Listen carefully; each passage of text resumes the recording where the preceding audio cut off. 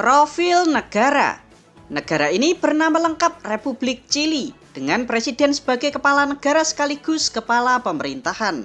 Ibu kota negara Chili bernama Kota Santiago. Secara geografis, Chili berada di benua Amerika Selatan atau Amerika Latin, serta berbatasan dengan negara Argentina dan Bolivia di sebelah timur, di sebelah barat dengan Samudra Pasifik, di sebelah selatan dengan lintasan Drake, serta di sebelah utara dengan negara Peru.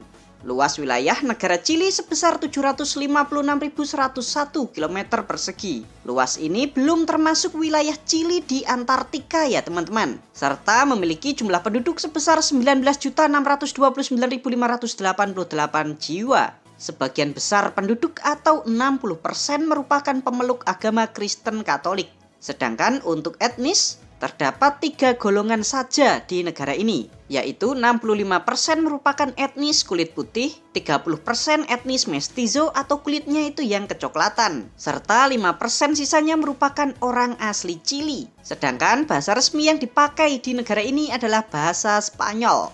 Lalu indeks pembangunan manusia di negara Chili menempati peringkat 44 dunia atau yang tertinggi di benua Amerika Latin. Negara ini termasuk negara yang berkembang dengan kelompok ekonomi berpenghasilan tinggi. Perekonomian negara Chili bertumpu pada industri pertambangan, industri pengolahan ikan, industri besi dan baja, industri bahan kimia, industri tekstil dan pakaian, industri peralatan transportasi, produk kayu-kayuan, serta produk pertanian terutama anggur, dengan ekspor terbesarnya ke negara China, Amerika, dan Jepang. Sedangkan mata uang yang dipakai di negara ini bernama peso Chili. Kurs 1 peso setara dengan 17 rupiah. Kehidupan di Chili. Negara ini merupakan salah satu negara makmur di kawasan Amerika Latin, teman-teman. Chili juga menjadi salah satu negara anggota OECD sejak tahun 2010 yang lalu. OECD itu negara-negara yang berpendapatan tinggi. Indonesia daftar masuk OECD saja masih belum disetujui teman-teman. Angka kemiskinan di negara Chili tercatat ada 8,1% dari total penduduk. 85% penduduk di negara ini tinggalnya itu di perkotaan. Sedangkan gaji minimum atau UMR di negara Chili sebesar 460.000 peso per bulan. Atau kalau dirupiahkan sekitar 8 juta rupiah per bulan. Wow! Gedean Chili ya teman-teman dibandingkan negara kita Indonesia. Tahukah kalian jika negara Chili adalah salah satu negara yang menggaji pengangguran jika keluar atau dikeluarkan dari tempatnya bekerja? Besaran gaji pengangguran ini dihitung dengan rata-rata gajinya selama 12 bulan saat mereka masih bekerja, lalu dibagi dengan 2. Contohnya nih, rata-rata gajinya sebulan itu 8 juta rupiah. Lalu dibagi 2 jadi 4 juta rupiah. Nah, pemerintah kasih gaji penganggurannya itu 4 juta rupiah per bulan. Dan pengangguran ini terus digaji selama 5 bulan. Hal ini dimaksudkan agar pengangguran di negara Chili memiliki cukup uang untuk bertahan hidup sambil mereka mencari pekerjaan yang baru. Menarik juga ya teman-teman kebijakannya ini. Gimana kalau diterapkan di negara kita Indonesia? Gimana pendapat kalian? Berbahaya. Seperti halnya negara kita Indonesia, negara Chili juga menjadi negara yang sangat rawan bencana alam, yaitu bencana gempa bumi. Hal ini dikarenakan secara geografis, letak negara Chili ini berada di jalur cincin api dunia, atau bahasa gaulnya Ring of Fire.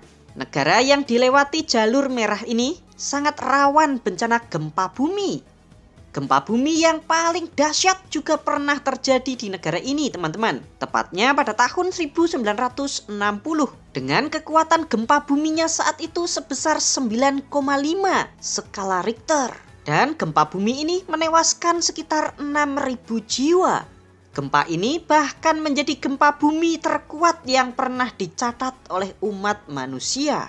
Hi, ngeri oi. Kering.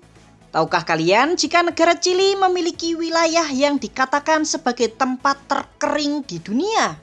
Wilayah yang dimaksud ini adalah Gurun Atacama. Secara geografis, letaknya di utara negara Chili. Saking keringnya, gurun Atacama ini sering diserupakan seperti permukaan planet Mars. Tuh, kalian lihat, tidak ada tumbuhan sama sekali. Yang unik nih, di tengah gurun Atacama yang kering ini terdapat fenomena alam berupa semburan gletser dari perut bumi. Tuh, tempat ini dinamakan sebagai El Tatio yang bermakna oven. Jadi ini air panas ya teman-teman. Seperti yang sudah Paimin jelasin kalau negara Chili dilewati oleh cincin api dunia. Nah, di bawah tempat ini tuh terdapat energi panas bumi yang sangat besar. Gurun Atacama ini juga nyaris tidak pernah diguyur oleh hujan teman-teman. Bahkan selama 120.000 tahun. Wow. Nah, karena kelembapannya yang sangat rendah serta tidak ada makhluk hidup yang tinggal, gurun seluas 1.600 km persegi ini juga dipakai untuk penelitian astronomi. Noh, ada di atas sana noh. Melihat bintang. Tahukah kalian jika negara Chili adalah surganya para astronom? Para peneliti internasional bahkan membangun observatorium yang sangat-sangat besar. Saat malam hari tiba, tuh kalian bisa melihatnya sendiri. Bintang-bintangnya itu loh terlihat sangat cerah dan jelas. Sempit. Apaan Min yang sempit? Negara Chili teman-teman. Negara ini dijuluki sebagai negara tersempit di dunia. Kalian bayangin aja deh. Meskipun panjang daratan negara ini membentang sejauh 4.300 km, namun lebarnya itu loh sangat-sangat tipis. Titik paling lebar hanya 350 km saja, sedangkan titik tersempitnya sepanjang 64 km. Jaraknya itu masih lebih jauh Surabaya ke Nganjuk sepanjang 116 km. Sudah, tahukah kalian jika Chili merupakan negara yang sangat kaya sumber daya alam, terutama tembaganya teman-teman. Chili adalah negara penghasil tembaga terbesar di dunia. 25% tembaga dunia diproduksinya itu di negara ini. Kalian tahu, 53% pendapatan ekspor negara Chili ternyata berasal dari penjualan tembaga. Tapi selain tembaga, negara Chili juga menjadi negara penghasil yodium terbesar di dunia. Kalian tahu baterai kan? Bahan baku baterai adalah litium. Nah, negara Chili juga menjadi negara penghasil litium terbesar kedua di dunia setelah negara Australia. Wah, benar-benar kaya nih negaranya. Sebentar. Kayaan mana Min? Chili sama Indonesia? Oke, coba kita bandingkan memakai PDB per kapita atau pendapatan rata-rata masyarakat di sebuah negara setiap tahunnya. Negara Chili, PDB per kapitanya sebesar 16.616 US dollar. Sedangkan PDB per kapita negara kita Indonesia cuma sepertiganya saja, yaitu 5.271 US dollar. Nah, sangat jomplang sekali kan teman-teman? Palestina. Mungkin banyak di antara kalian yang belum tahu nih, negara Chili merupakan salah satu negara sahabat Palestina dari sejak zaman dahulu teman-teman. Di negara ini bahkan memiliki klub sepak bola yang bernama Palestino atau nama Palestina di dalam bahasa Spanyol. Klub sepak bola ini didirikan oleh komunitas Palestina di Chili pada tahun 1920. Prestasi terbaiknya pernah 2 kali juara Liga Chili, yaitu di tahun 1955 dan 1978. Luar biasa ya teman-teman. Klub sepak bola ini juga mendapatkan dukungan sponsor dari Bank Palestina. Negara Chili secara resmi mengakui Palestina sebagai negara yang berdaulat dan merdeka pada tahun 2011. Kedua negara ini juga saling membuka kedubesnya teman-teman. Chili membuka kantor perwakilan di kota Ramallah, sedangkan Palestina membuka kedubesnya di kota Santiago. Nah, tahukah kalian jika Presiden Chili juga pernah mengunjungi Palestina bahkan 2 kali, yaitu Presiden Sebastian Pinera yang datang ke Palestina pada tahun 2011 dan 2019. Presiden Palestina yaitu Mahmud Abbas juga pernah mengunjungi Chili pada tahun 2018. Kedekatan kedua negara ini juga bisa kita lihat di dalam hubungan bilateral, di mana Chili dan Palestina itu sepakat untuk menandatangani kerjasama di bidang perekonomian, kesehatan, budaya, dan pendidikan. Warga keturunan Palestina di Chili juga kerap melakukan unjuk rasa ketika Zionis Israel melakukan gempuran ke wilayah Palestina. Loh, emang ada berapa banyak sih orang Palestina di negara Chili? Jumlahnya sekitar 500.000 orang, teman-teman. Wow, banyak banget kan? Dan menjadikan negara Chili sebagai negara diaspora Palestina terbesar di dunia, di luar negara-negara Timur Tengah. Padahal jarak antara Palestina dan Chili itu sangat-sangat jauh loh, teman-teman. Berjarak sekitar 13.000 kilometer. Sekarang pertanyaannya, bagaimana sejarah mereka? Kok bisa sih jauh-jauh sampai ke negara Chili? Yuk kita bahas, teman-teman. Kita kembali ratusan tahun yang lalu, di mana saat itu Kesultanan Ottoman masih menguasai wilayah Palestina. Lalu petaka itu datang ketika Kekaisaran Rusia tiba-tiba menyerang Ottoman. Yang kala itu kekuatan Ottoman sudah mulai melemah. Selain melakukan perluasan wilayah, tujuan Rusia lainnya yaitu ingin mencaplok tanah suci Yerusalem. Akhirnya pecah tuh Perang Crimea yang terjadi pada tahun 1853 antara Ottoman dan Rusia. Nah, karena ada kabar Yerusalem bakalan diserang oleh Kekaisaran Rusia, para warga Palestina kala itu panik dan mereka berhamburan mengungsi ke wilayah-wilayah sekitar. Di saat yang sama, di benua Amerika Latin mulai tuh bermunculan negara-negara yang baru merdeka. Negara-negara ini membutuhkan banyak orang untuk membangun perekonomiannya. Akhirnya sebagian orang Palestina yang mengungsi ini pun tertarik untuk ikut migrasi ke benua Amerika Latin. Awalnya mereka tiba di Argentina, lalu berpindah ke Chili.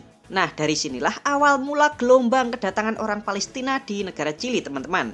Lalu jumlah mereka bertambah lagi saat meletusnya Perang Dunia Pertama. Dilanjutkan pada masa Perang Dunia Kedua. Lalu gelombang berikutnya datang ketika Israel didirikan.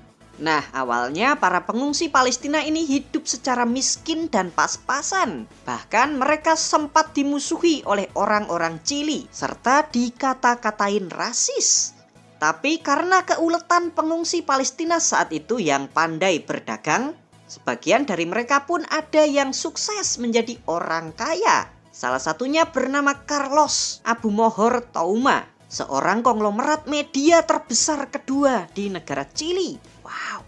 Kebangkitan orang-orang Palestina terjadi pada tahun 1950-an ketika orang Palestina di Chili ini mendapat kepercayaan untuk duduk di posisi-posisi penting di pemerintahan, seperti menjadi pejabat, ada pula yang menjadi menteri maupun duta besar.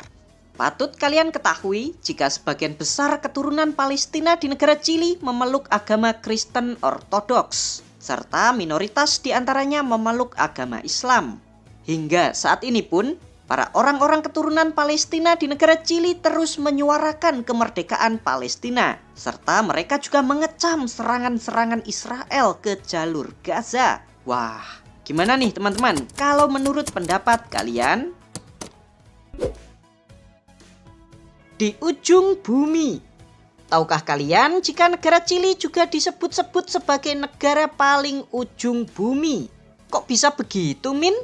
Nah ini, secara harfiah, nama Chili sendiri berasal dari bahasa Mapuche, yaitu Chili, sama aja ternyata, yang artinya ujung bumi. Sekarang kita lihat secara geografis. Chili adalah negara yang paling dekat jaraknya dengan kutub selatan atau Antartika. Jaraknya itu sekitar 1000 km saja, teman-teman.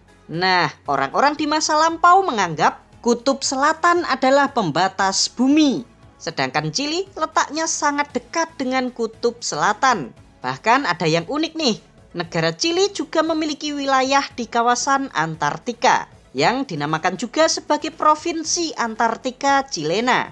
Provinsi ini menjadi provinsi dengan jumlah penduduk paling sedikit di negara Chili.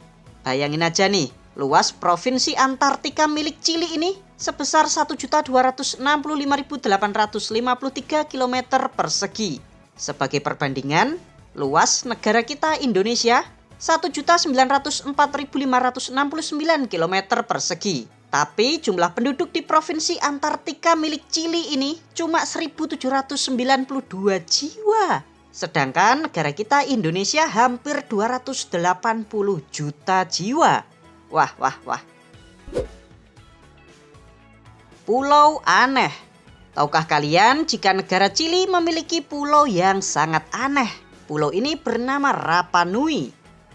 Tuh, benarkah patung-patung di sini bisa bergerak sendiri? Takut cuy. Kalian mau tahu pulaunya itu kayak gimana? Yuk, let's go. Ikuti Painem.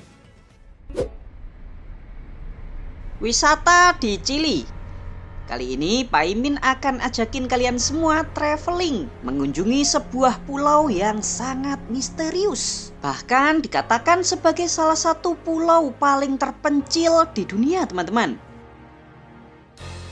Kalian pernah dengar Rapa Nui? Atau dalam bahasa Spanyol bernama Isla de Pascua. Kalau di bahasa Indonesia bernama Pulau Paskah. Pernah dengar? Secara geografis, pulau ini terletak di tenggara Samudra Pasifik dan berada di bawah jurisdiksi negara Chili. Sedangkan jarak terdekat dari daratan negara Chili sejauh 3.512 km, teman-teman. Sedangkan pulau berpenghuni terdekat yaitu Pulau Pit yang berjarak 1.931 km. Sedangkan jarak Surabaya Jakarta aja itu cuma 1.000 km, teman-teman. Wow, jauh banget ya. Makanya pulau ini juga dianggap sebagai salah satu pulau terpencil dan paling terisolasi di dunia.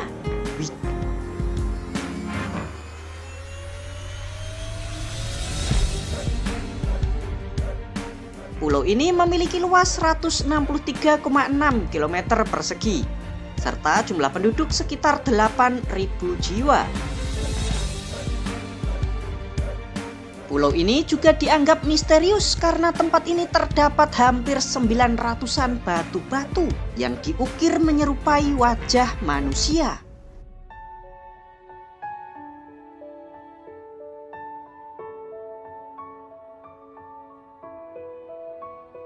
Tuh, bentuknya kayak emoji yang sering kalian pakai, teman-teman.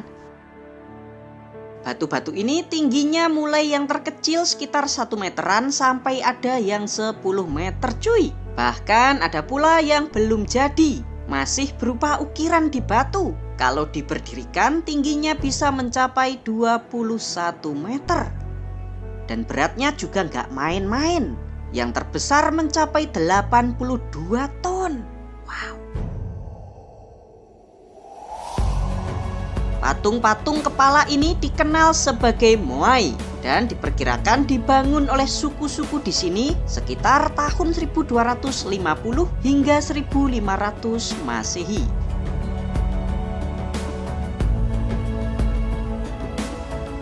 Yang masih menjadi misteri dan pertanyaan bagi para peneliti, bagaimana orang di masa lampau bisa memindahkan patung-patung Moai ini ke seluruh penjuru pulau?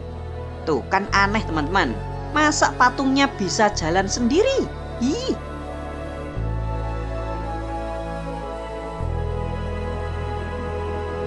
Nih, tempat pembuatan patungnya ada di sini, bernama Rano Raraku. Tempat ini dulunya merupakan kawah gunung berapi purba dan saat itu menjadi tempat memproduksi patung-patung Moai. Nah, dari tempat inilah patung Moai ini disebar-sebar ke seluruh pulau. Menurut kalian nih, bagaimana orang di zaman dahulu membawa patung-patung yang beratnya itu berton-ton ini? Tuh, kalian bisa lihat tempat di bawah itu. Yuk, mari kita ke sana. Tempat ini bernama Ahu Tongariki. Jaraknya sekitar 1 km dari Rano, Raraku.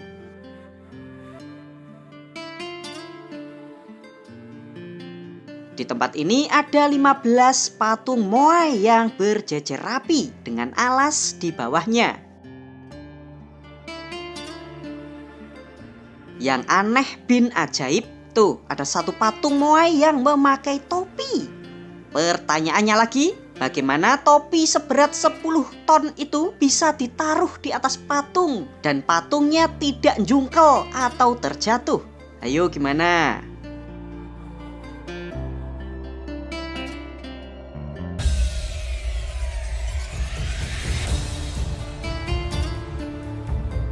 Tempat ini juga menjadi landmark yang sangat terkenal di Pulau Paskah.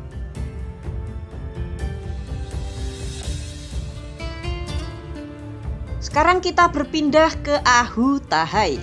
Tempat ini mirip yang barusan, namun patung moainya banyak yang hancur, yang disebabkan oleh gelombang tsunami di masa lampau. Patung-patung di sini merupakan patung moai tertua di Pulau Paskah, teman-teman. Di zaman dahulu, tempat ini juga menjadi tempat untuk festival atau ritual-ritual keagamaan di zaman itu. Sekarang kita akan berpindah dan bersantai sebentar di Pantai Anakena.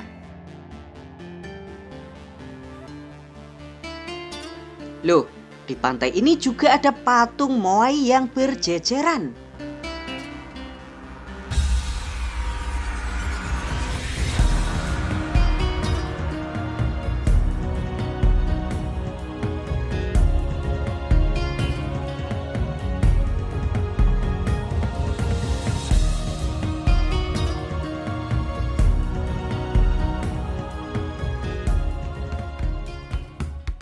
Sekarang kita akan menuju rumah-rumah penduduk di pulau ini. Tempat ini bernama Kota Hanggaroa, kota terbesar di Pulau Paskah. Sebagian besar penduduk di Pulau Paskah ini tinggalnya di kota ini, teman-teman.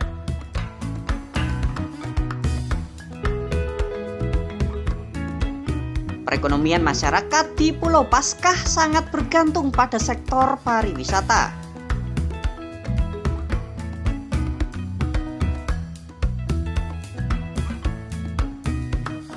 Setiap tahunnya di bulan Februari diadakan Festival Tapati yang diadakan untuk menghormati para leluhur mereka.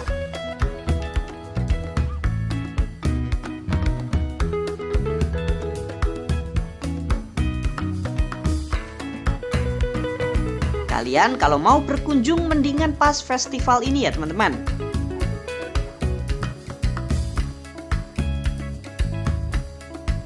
Untuk tiket pesawatnya pulang pergi Jakarta Pulau Paskah Chili sekitar 55 juta rupiah per orang. Hal unik di Chili. Tahukah kalian jika negara Chili merupakan rumah bagi burung-burung lucu ini? Namanya penguin. Pasti tahu kan? Jika kalian traveling ke negara Chili, kalian bisa melihat penguin ini di Monumento Natural Los Pingüinos, sebuah cagar alam khusus penguin yang letaknya di Pulau Magdalena, sebelah selatan negara Chili. Negara Chili memiliki gedung tertinggi di benua Amerika Selatan. Gedung ini bernama Gran Torre Costanera dengan tingginya mencapai 300 meter serta memiliki 62 lantai. Terima kasih teman-teman sudah nonton sampai selesai. Bagi kalian yang mau membantu dan mendukung channel Tio JB, kalian bisa kirim melalui super chat, super thanks, atau berlangganan secara eksklusif.